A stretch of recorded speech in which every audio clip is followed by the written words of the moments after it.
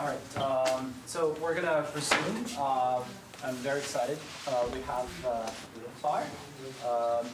Niloofar has worked with a lot of us on a lot of different problems across many domains. She's now with Humans and. Yes, and, not end, not humans. And she's going to be a professor at NYU. And today she's going to tell us about a lot of things, from federated memory to contextual privacy to personal applications. Yes. Please take it away. Thank you. Thank you so much for the intro. And I'm really happy to be here. All through the years, I've come to talks at Simons. And, I was a grad student. And I was thinking, oh, God, will I ever get to give a talk? And it feels really, surreal for me to be here talking. So thank you all for listening. OK, what I'm going to talk about has great synergy with what Eugene talked about. And I think even the title kind of says that. So I wanted it to be called 2026 is the new 2016. Because I think we have the similar problems, but now they're way up the stack in agentic era or in the agent space. So yeah, and then I want to kind of connect them to privacy and then the old privacy problems and solutions and how we kind of need to bring back the primitives we used to have in order to be able to alleviate the concerns. So the phrase 2026 is the new 2016 is a social media trend right now. So people are bringing back old physical stuff. They're listening to cassettes and CDs, and they're using wired headphones, and everyone's like, oh, the good old days. So there's both good things and bad things, and people make comparisons. And it came about as a juxtaposition of everything that happened from 2020 post-COVID to 24. Kind of people want to get over that and go back to the good old days of 2016.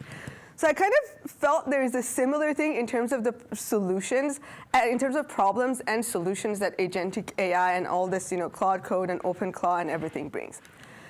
So this rings very similar to me, and there's three aspects in which I think there are similarities, both in terms of problems and solutions. One is identity authentication. That's something that came up that in 2016 there was a lot of, how do we authenticate users, who is the identity, and now we have the same thing with agents, like how do we make sure this agent is real, it's this person's agent, it's doing what it's supposed to do. Similar issues with privacy regulation and data sovereignty. So GDPR came out around then because of issues of data sharing and internet, everything was online. And again, we have similar problems now with agents have access to all your data. How do you regulate them? And another concept that I think about a lot these days is this whole tension between how much do we do on edge, like how much data do we put on the edge devices, on local devices, how much computation we do, how much of it we offload, and how do we have this decentralized hybrid model.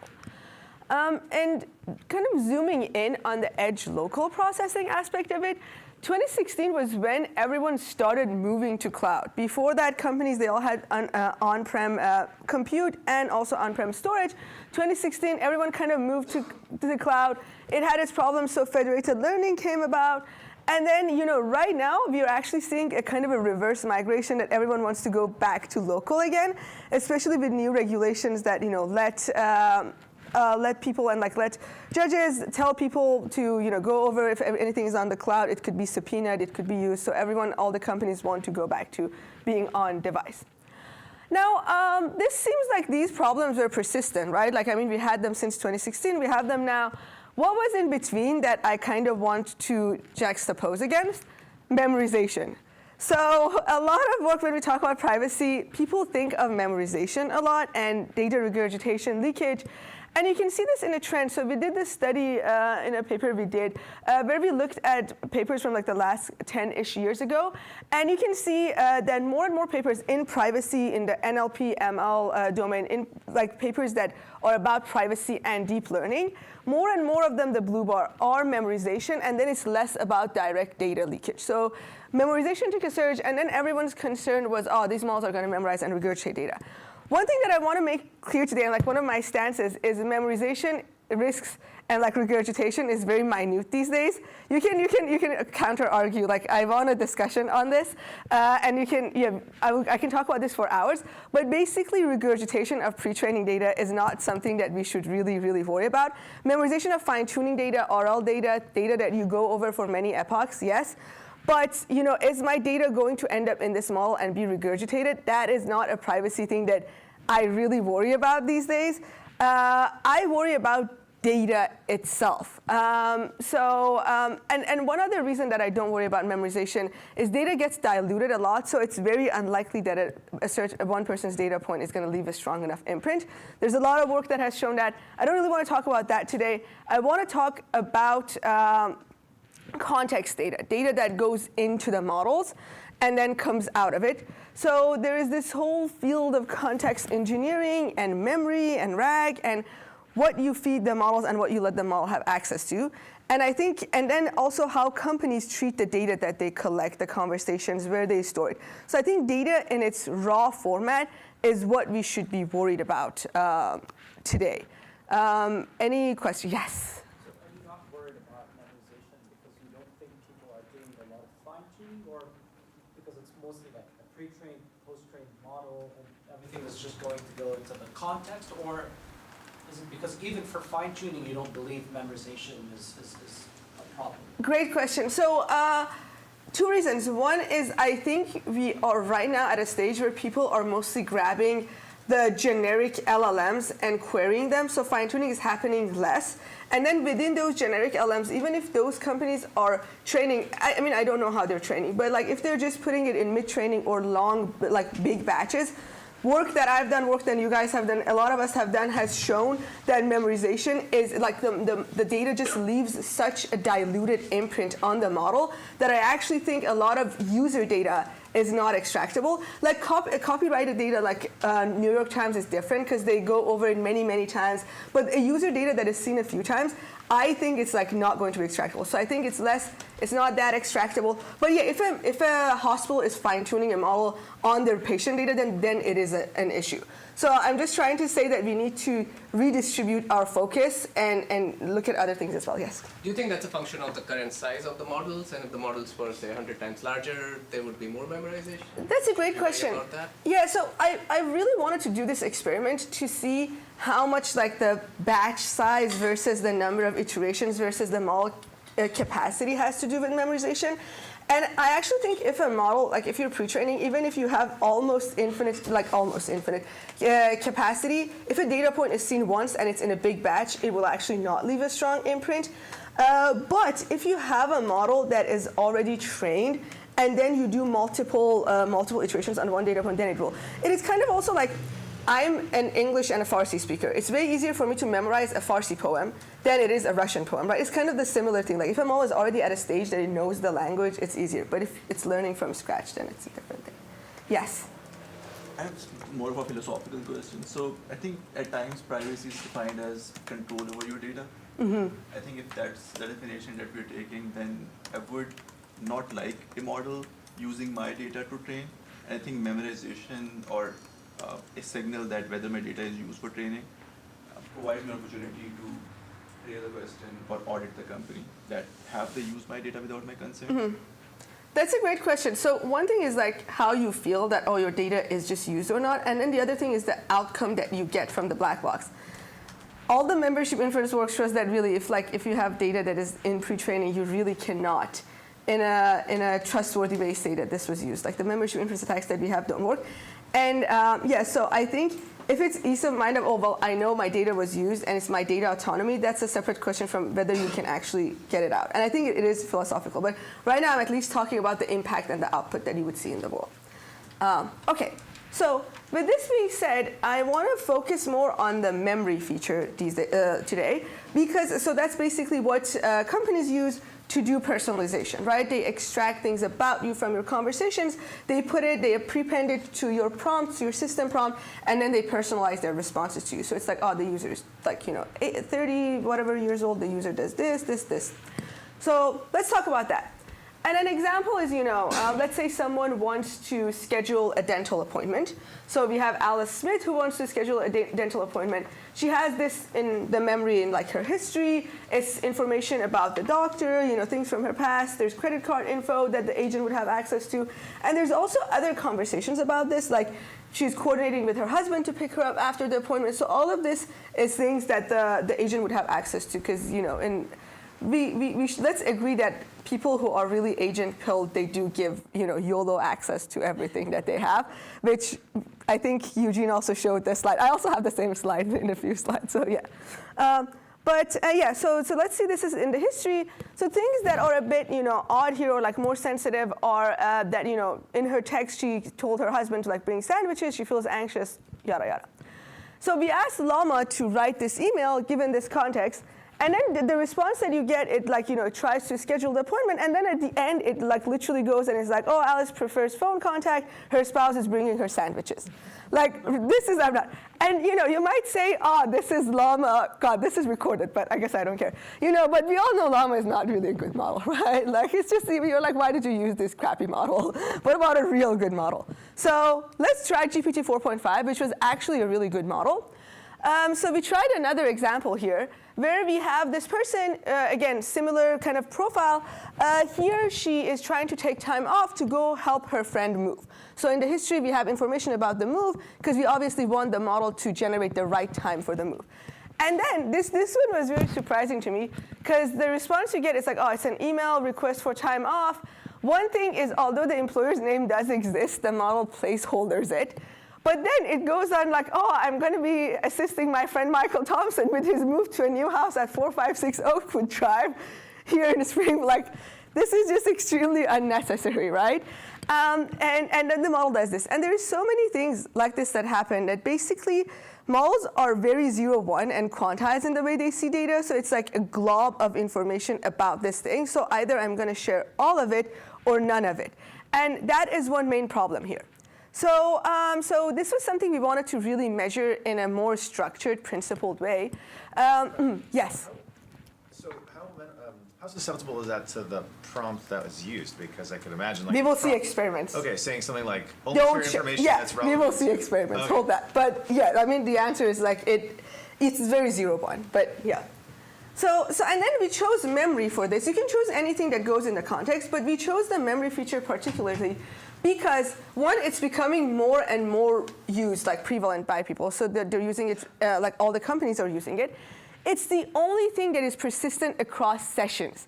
So like the data that you give access to in your emails and everything, that's what you give access. But the memory is something that you have very implicit control over, because the model kind of arbitrarily picks whatever it wants from one chat, and then it can choose to share it across another chat.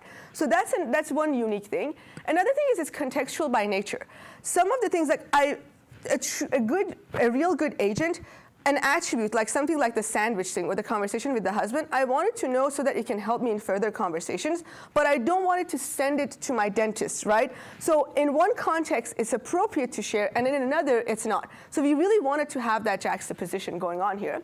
And then it accumulates over time. So this memory, this context will get bigger and bigger and blow up. And we know that models are not necessarily good with needle in a haystack problems or just longer context. And this is something that will keep growing.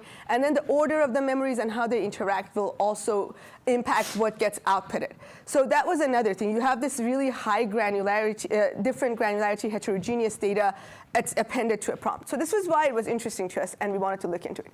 So we built this benchmark. Oh, it got in, so it's not a submission anymore. Okay, so we built this benchmark, CI memories, which is based on contextual integrity, and it's compositional in the sense that you have multiple attributes about a person. And we wanted to see how this leakage works. Sorry, just one thing, the slides got reordered. So we used this theory of contextual integrity. Eugene talked about it. Basically, any information you want to send, this was by Helen Nissenbaum. Any information you want to send, you kind of want to know what the information type is, who you're sending it to, and for like what reason. And back in 2023 and then 2024, we did one benchmark on this similar thing. And then afterwards, there was like all these amazing papers that came out. Eugene and collaborators at DeepMind did CI bench, and then there was privacy lens. So there was a bunch of benchmarks that came out that looked into contextual integrity and when to share what. But ours is different. So like this is just a very fine-grained comparison. But comparing to these prior works, ours was different, not just in the sense that we look at memory, but in the sense that I really wanted to be able to change the size of what goes in the context and then have the same attribute be necessary for one task and unnecessary for another. So in most other benchmarks, you have the attribute is either always necessary for the tasks that are in the benchmarks or always unnecessary. We wanted to have it be fully contextual. So by design, everything in a profile will be necessary for a part of our task and will be extremely bad to share for another. So that was the thing that we put in there by design. And then we have around 150 attributes per person. So you can change the size of what goes in the context and then look at the model behavior and see how it changes with the scale. And you can basically compose the context however you want and do sweeps over it, as opposed to being kind of having to use existing static scenarios. So we did this. I will gloss over the benchmark, how we made the framework. But basically, we had some synthetic profiles that we generated. We curated a bunch of tasks for them, and then we did some labeling of what tasks match what attributes, and I'll actually show you a breakdown of this. But is this necessary? Is this attribute necessary for this task? And then we use LLM as a judge for evaluation. So for data generation. We first generate by personas. Yes, sir.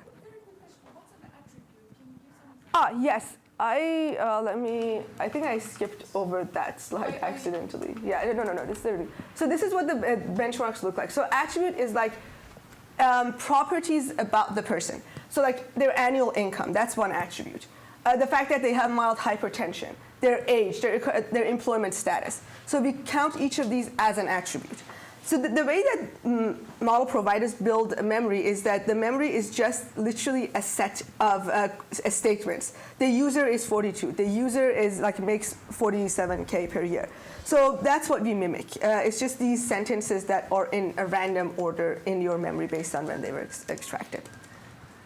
Yes? Does the benchmark include examples where you have the same situational context, but for different people, they have these different decisions? Some people are okay with sharing photos of their children on social media, others are not. Oh, very interesting. So we kind of, yes. So one thing that we did was when we were doing the labeling, we made three, based on Weston's privacy personas, we made 3 different personalities, and we have labels for these 3. So when you look at the benchmark, you will see the fundamentalist label, the pragmatist label, and the unconcerned label.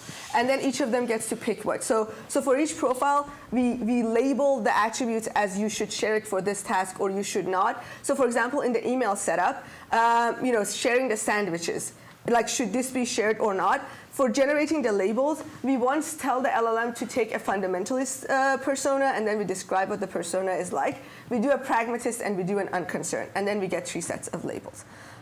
Yes? So maybe I'm missing something.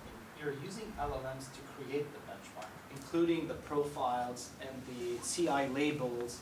You're also using the LLMs to judge. Yeah.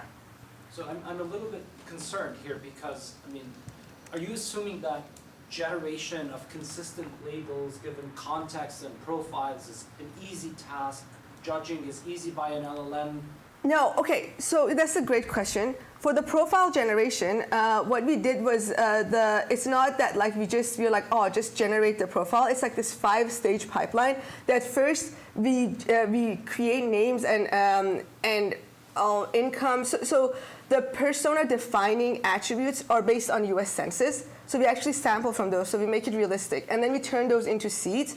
And then we do one step of, turn these into attributes. And then another step. So we try to start from realistic things based on actual statistically relevant data. And then for the we subsample the profiles, and we had human annotators and we got calibration. So as to make sure that humans think the profiles are reasonable.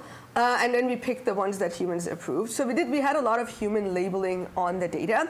And for these ones, we also had human labeling, and then we do a consensus of how many of them agree. And then we toss out a bunch of attributes and tasks. So that's why by design, where did it go? By design, you would get 189 attributes per profile, but on average, we actually have 147 because we tossed the ones that the human annotators were like, oh, this is weird, or the labels don't match. So it's a mix of human and like synthetic data, in a sense, the human verifiers. But I do agree that this is it's a limitation, but that's kind of how things are working right now. So yeah, that's what we went with. But yeah, so this is the data set. So what the data set basically looks like, it's a bunch of attributes and a bunch of tasks, and then you have labels of, oh, is this attribute necessary for this task or not? And then you have the breakdown. And we only use the attributes where all the 3 privacy profiles agree, just to make it, high confidence in a sense, but we do have the annotation. So if someone wants to just look at one persona, they can. And then for measurements, we measure violation at n and also completeness, because you want to see how many of the things that the model should not share is being shared, and then how much of what should be shared is shared. So it's kind of like precision recall in a sense, but it's violation versus completeness. So you want completeness, but you don't want violations. So the first observation is when we tested like all the models that were frontier back then a few months ago, we observed that there's this clear tension, the trade-off between violations and completeness. So like the model that has the least violations, which is GPT-4o, also has the least completeness. So it's kind of like very 0-1. It's like just not sharing anything. So it's violating less, but it's also not sharing the necessary attributes. And then the model that has the highest violation is just has the like a relatively high completion as well, because it's sharing everything. One other thing is you can see that the completeness is at 50%, like on average. Just a second, let me finish this. And the reason, there's 2 interesting reasons here. One is what models say they should do is different from what they actually do. So almost all models were like, oh, you should share all these things, they're all necessary, but in practice, they don't share it. So even the model that like would label the data as you need to share this attribute, when it comes to generating the email, it would not share it. So it's like a generator-verifier kind of gap, like discriminator-generator gap. It says you should share it, but it won't. But another thing is that in general, models are way more permissive when you ask them, oh, is this okay to share this? Or way more conservative when you ask them, should this be shared? They always say no. But then when you ask them what should be shared, they share more. So there's like, it's interesting when you negate the question or turn it into a generation question, the response changes a lot. Yes?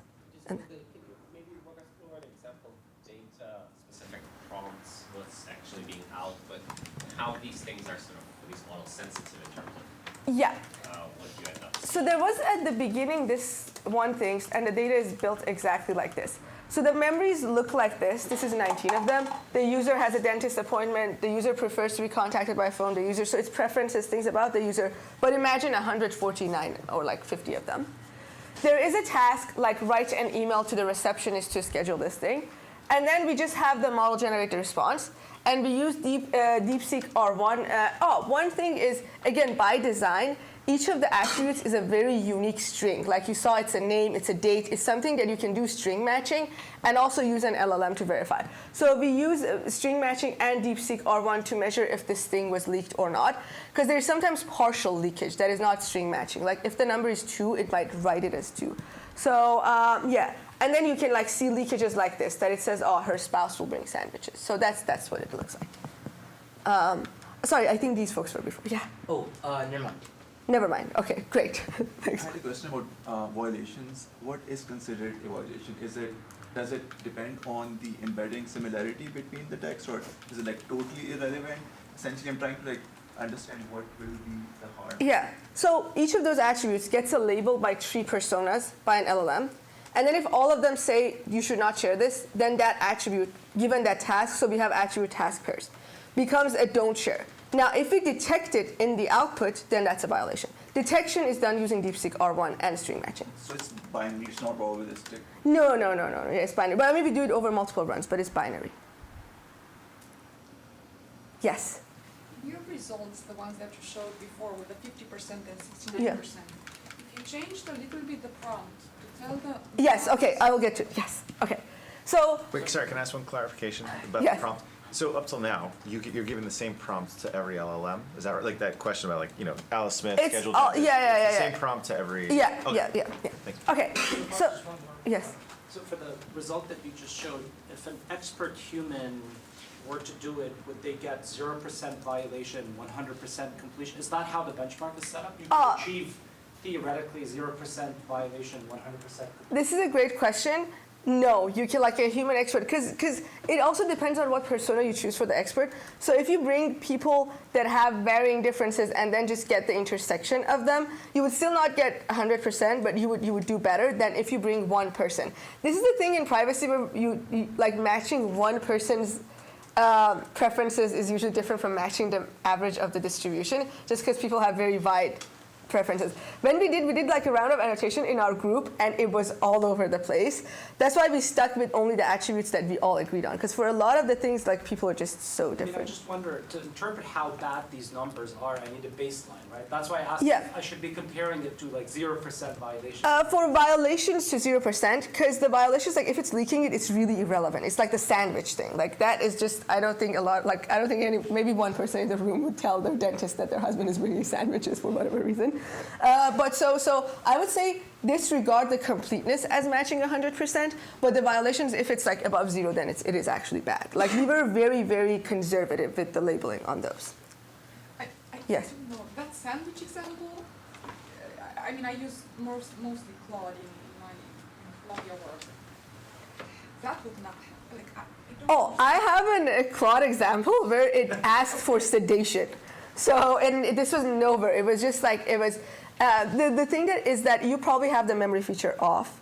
Well, and also I prompted properly, so the prompt matters a lot. No, okay, it's actually not the prompt that matters. It's how heterogeneous and messed up your context is. So if you dump a shit ton of information and it's like random things from random places, the model gets super confused and it would leak very random things. So yeah, But usually I prompt, in stages, right? Like, I tell you first reason of. Yeah, staging helps. That would be my question here is like, first, that would be the prompt that I would have given for fair, or not fair, but for a different kind of evaluation, right? Which is to tell the model, first, decide on what it is that you should minimally share, okay, in this email. Second, generate the email. Third, check that your email is consistent with the policy. Would you do it actually step by step or in one prompt? I would do it in one prompt, but you may tell. Okay, we have that and it doesn't work. There we go. Doesn't work. Yeah, let me show you. So that's exactly what I wanted. Yeah. Okay, so give me a second. So if you accumulate overruns, so if you keep asking different, like if you stack the tasks, like write an email, now do this, but stack them all together, you get more and more leakage. So you go from like 0.1% to 9.6%. The numbers are lower on average. This is on GPT-5. And then if you repeat it 5 times, you go up to 25%. So obviously you accumulate, the more you go. And one other interesting thing is this is very unstable. So you get cases where you don't get any leakage, but then you get cases where you get like 20 leakages. So it's very, very high variance. So the more you try, the more random behavior you see. And it's also unstable in terms of what it picks to reveal. Because when you blow up the context, it just wants to be helpful, so it just randomly picks things. So it's not that the model will always pick the same random violation to violate, it just does different things. Leakage comes in quantum, so models cannot disentangle things. Like if you're trying to write a financial thing, anything that has money in it, it will reveal it, like a medication dose, because it ties to how much you pay for it. So it's really bad at disentangling this quantum of, this is all financial data. So I'm just going to share all of it or none of it. So we see a lot of these examples that it just reveals highly irrelevant things on surface. Like, for example, to a bank loan officer, it reveals weight loss, but that's like because, I'm in a bad financial status, whatever, and I'm like losing weight. One thing is prompting does not fix it. So that's the thing. We do 4 different levels of prompting where we try to be more conservative. Like, we start with, the light one is just like share whatever. The regular one is like share whatever, but like be aware of social norms. And then in the tighter ones, we tell the model to, we do one experiment where we actually say, think of what you should share first, and then based on that, write the response. That also doesn't always work. That is what. Okay, I don't think we did that one, but yeah. What works for me. But if you break it and actually tell it to do it, and then if you do 2 stages, it's very different. But we did all of these experiments in 1 stage. So this also doesn't work, and it doesn't work in the sense that you lose a lot of completeness. So like when it's asking for time off, it's instead of being like, oh, I want time off at 2 p.m. to go to an appointment, it would be like, oh, I want some time off this week.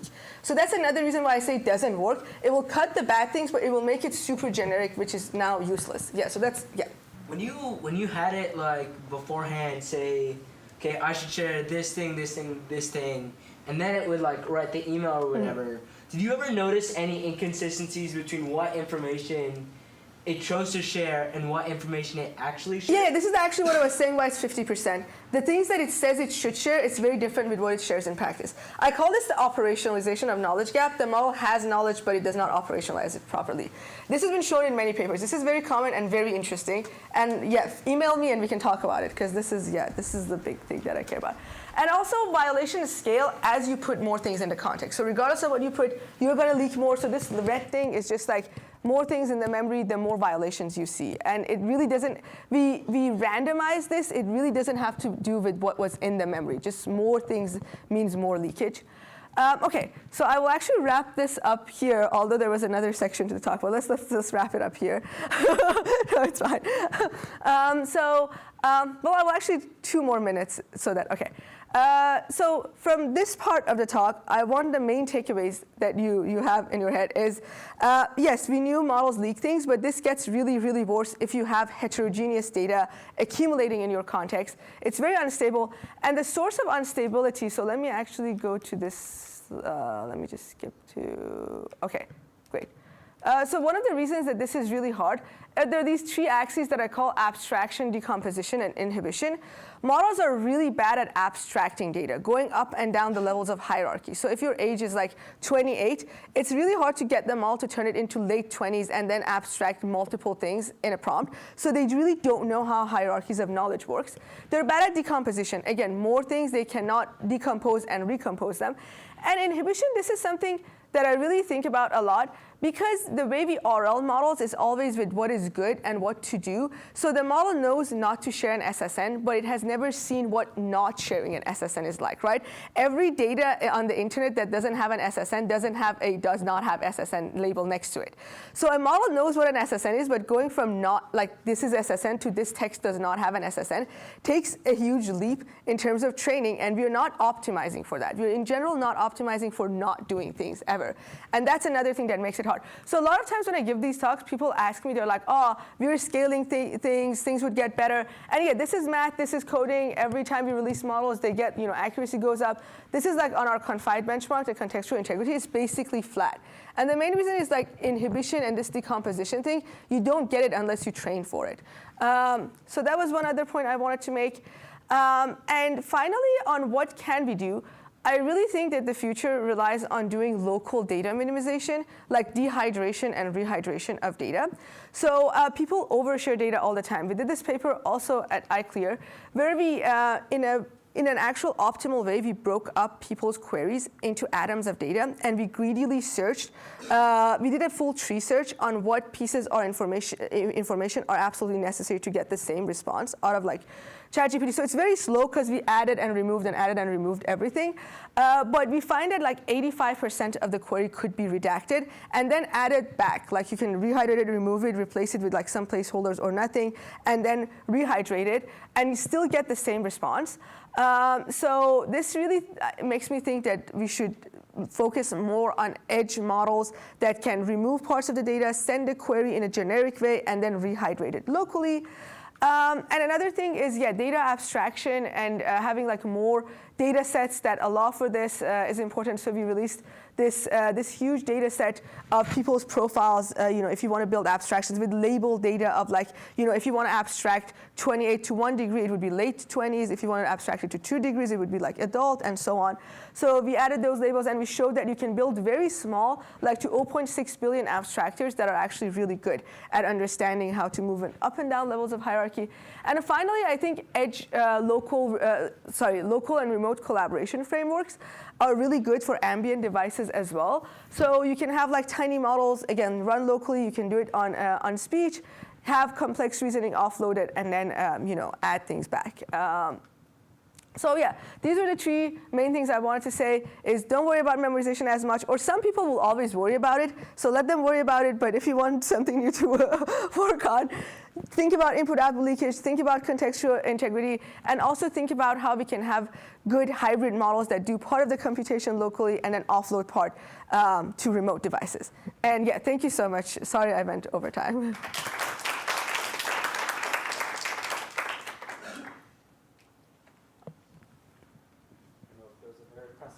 Maybe we can take one question.